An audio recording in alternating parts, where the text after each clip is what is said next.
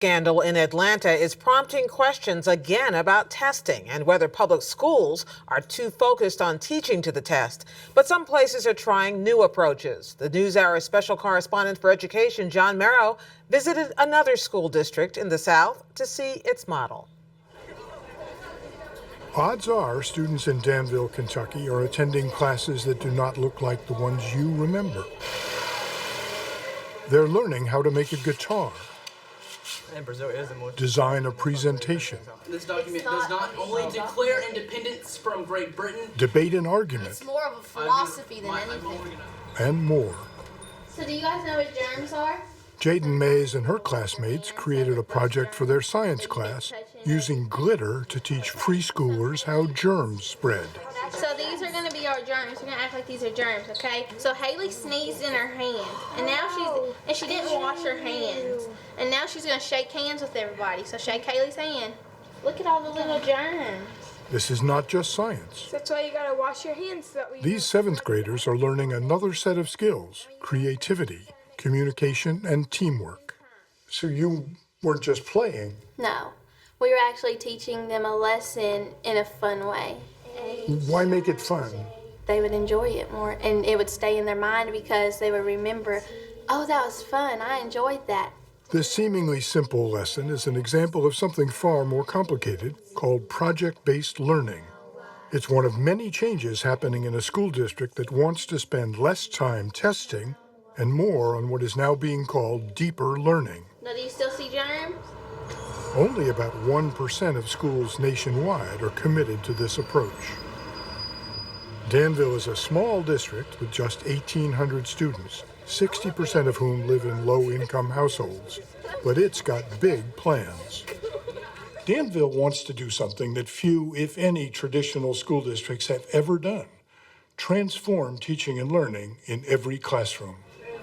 For this to work, everything and everyone has to change. Parents have to get on board. Teachers need to learn new ways of teaching. Students must adapt to new ways of learning. And test scores can't be ignored. If they go down, the reforms won't last. Parents are often the hardest to convince that change is necessary, but not in Danville. We were a part of a group of parents who came together and said, enough is enough. We want better for our students. School reform is usually a last resort. Things get so bad that schools have no other option. Although Danville's test scores were below the state average, the state isn't making them change. Danville wants to do things differently. The world is changing, and I think as our kids get older and then try to take on leadership positions, just knowing facts and information isn't going to help them. Teachers are forced to teach to the tests. I want my kids to do well in the SAT and ACT. I want them to be in the top 10. But what I really want, I want them to be successful after they get out of college. When we met up with Kelly Rankin's son, Jacob, he was learning to make a rocket. I mean, I love building, I love designing, and I might want to be an engineer when I grow up. I don't know yet. I'm just a freshman.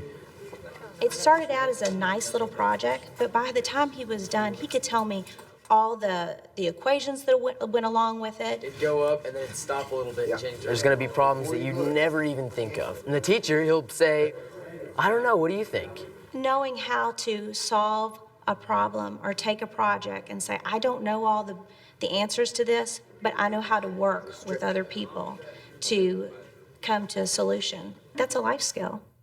Based on our quick survey, parents seem enthusiastic about Danville's plan for reform. Your nail's gonna come through this. But how do teachers feel?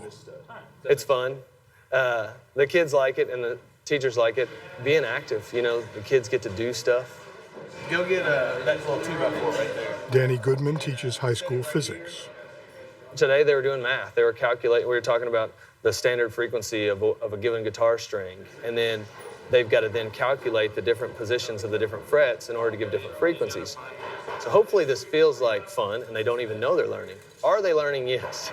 I feel like they're probably learning more than they ever would just sitting there hearing me tell them about a certain section in a textbook. Now, have I briefed you kind of It may be fun, but it's also a lot more work. Most teacher training doesn't cover project-based learning, and so teachers like Andrew Groves are learning on the job. Project-based learning is something that I wasn't as familiar with until I really came here. Spin that around. And as a new teacher, they said, well, why don't you give it a shot? Make one of your geometry classes project-based. So I said, oh, okay, well, let me talk to some teachers who have done it. These 10th and 11th graders are creating city layouts and learning basic geometry in the process. We learned lines like transversal lines, congruent lines, parallel lines. We also learned like slope, like y equals mx plus b, and how you have to graph that to get your city to come together.